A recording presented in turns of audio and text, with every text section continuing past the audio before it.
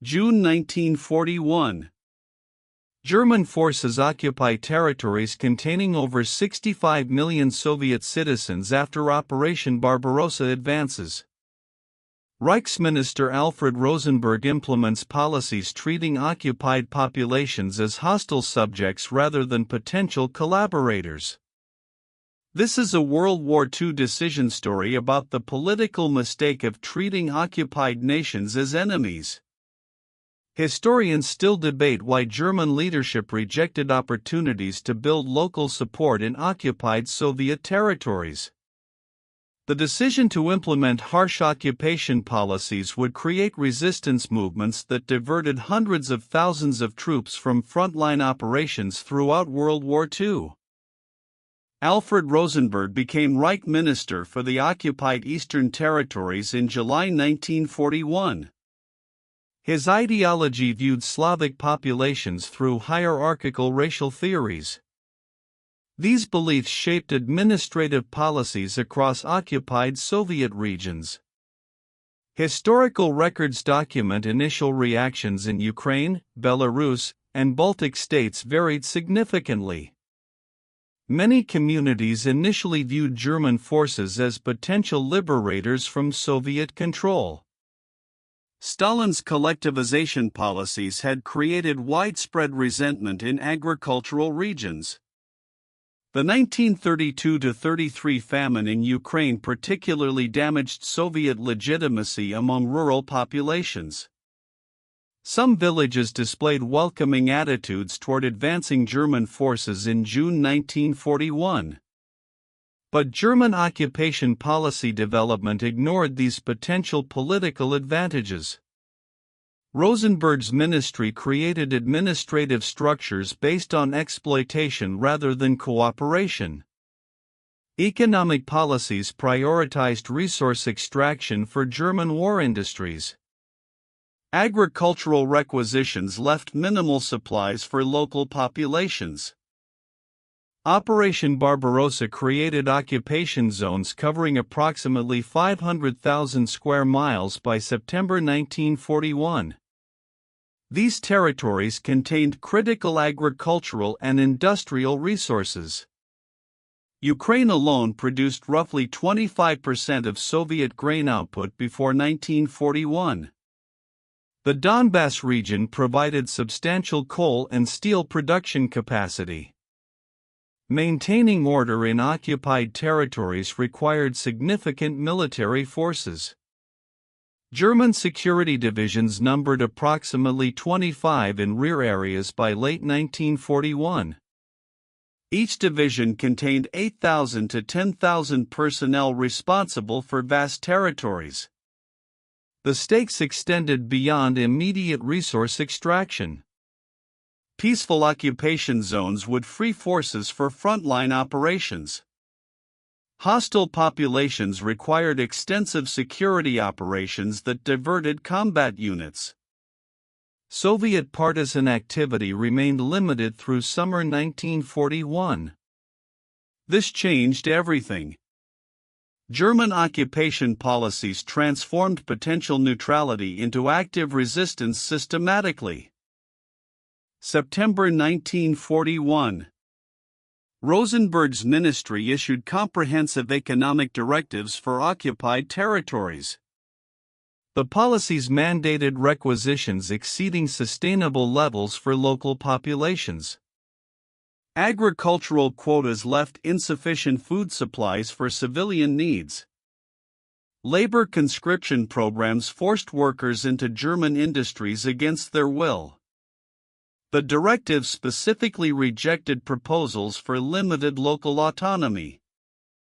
German army commanders in occupied zones raised concerns about policy consequences. General Wilhelm Keitel received multiple reports warning of growing resentment. Field commanders noted that harsh policies undermine military security operations. But ideological considerations overrode tactical military assessments at policy levels.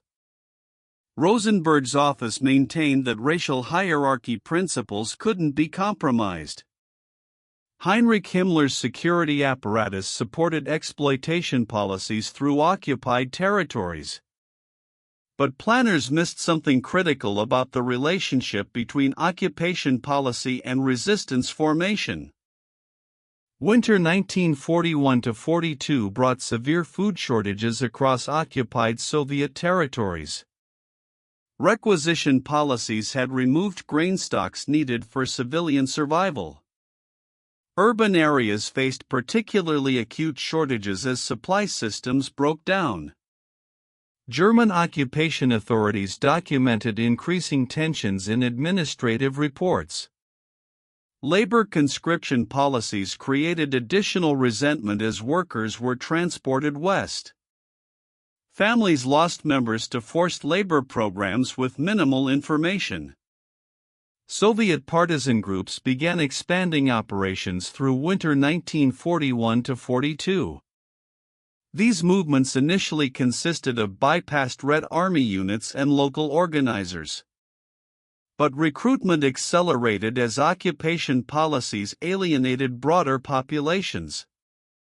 By March 1942, a hidden problem emerged in German security force deployment patterns.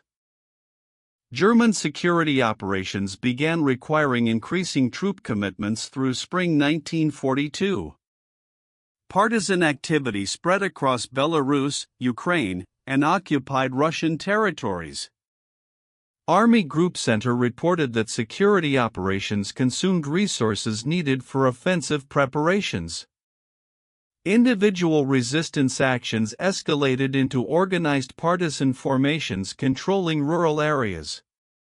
How had German occupation policy transformed potentially neutral populations into active resistance movements so rapidly? The answer would reveal fundamental miscalculations about political dynamics in occupied territories. Soviet partisan coordination improved systematically through 1942. Moscow established the central staff of the partisan movement in May 1942. The organization provided supplies, intelligence coordination, and tactical guidance to resistance groups. German security forces documented partisan strength growing from estimated 30,000 in early 1942 to over 100,000 by autumn.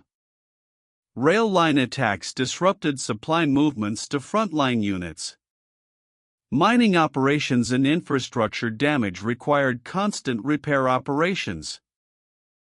What most historians agree on is that German occupation policies created resistance where cooperation might have been possible. Comparative analysis of occupied Western and Eastern territories shows striking differences. Denmark and Norway experienced relatively moderate occupation policies.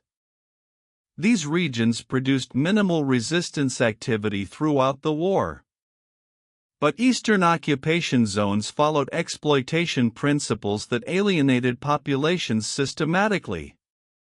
Lieutenant Colonel Henning von Tresckow, serving with Army Group Center, observed these dynamics directly in 1942. He documented how harsh requisition policies drove previously neutral villagers toward partisan support. Tresckow's reports noted that German security operations often antagonized civilians who might have remained passive. The occupation structure prevented local populations from having any stake in German success.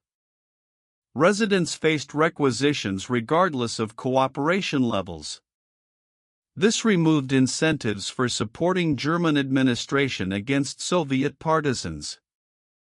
Partisan activity reached maximum intensity during 1943-44. Soviet sources estimate partisan forces numbered approximately 250,000 by mid-1943. German security operations committed roughly 25 divisions to rear area control. These forces represented approximately 200,000 combat troops unavailable for frontline operations. The diversion affected German capabilities during critical battles at Kursk and subsequent operations.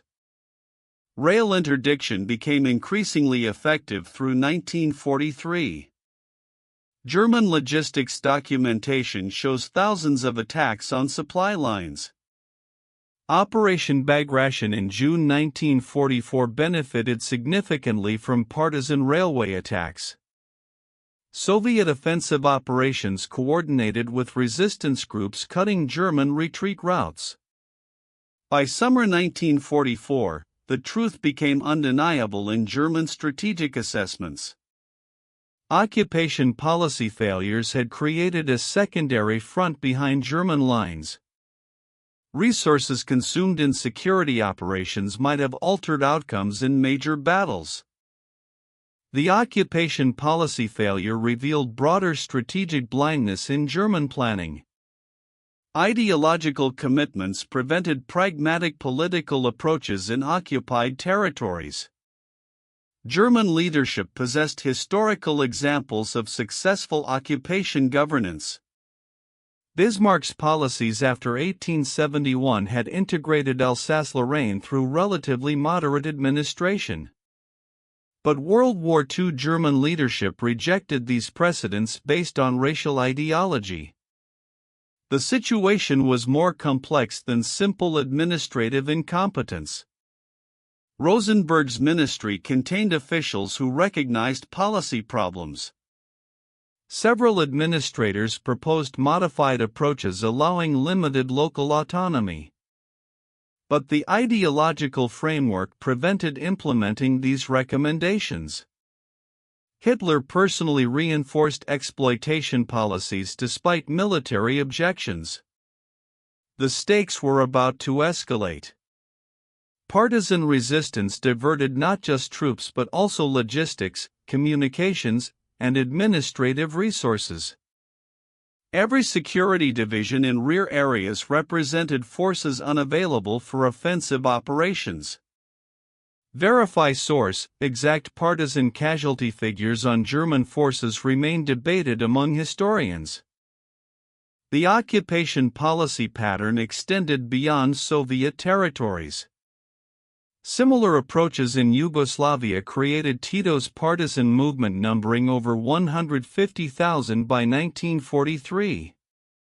Greek resistance movements formed partly in response to harsh occupation requisitions. Even in Western Europe, resistance activity correlated with occupation policy severity. Modern counterinsurgency doctrine studies these World War II cases extensively. Military education emphasizes that occupation policies directly influence resistance formation. The importance of treating civilian populations with dignity appears throughout current doctrine. German occupation of Denmark demonstrated the alternative approach. Relatively moderate policies there produced minimal resistance throughout the war. This comparison highlights how German leadership chose ideological purity over strategic effectiveness. The political mistake of treating occupied nations as enemies consumed resources throughout World War II. It created resistance movements that extended the war and complicated German strategic operations. Understanding why this happened helps explain how ideological commitments can override practical military necessities. The consequences shaped not just wartime operations but post-war political alignments across Eastern Europe.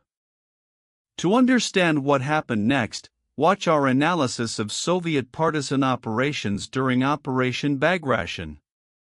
What World War II decision should we examine next? Let us know in the comments. This decision remains one of the most studied moments of World War II.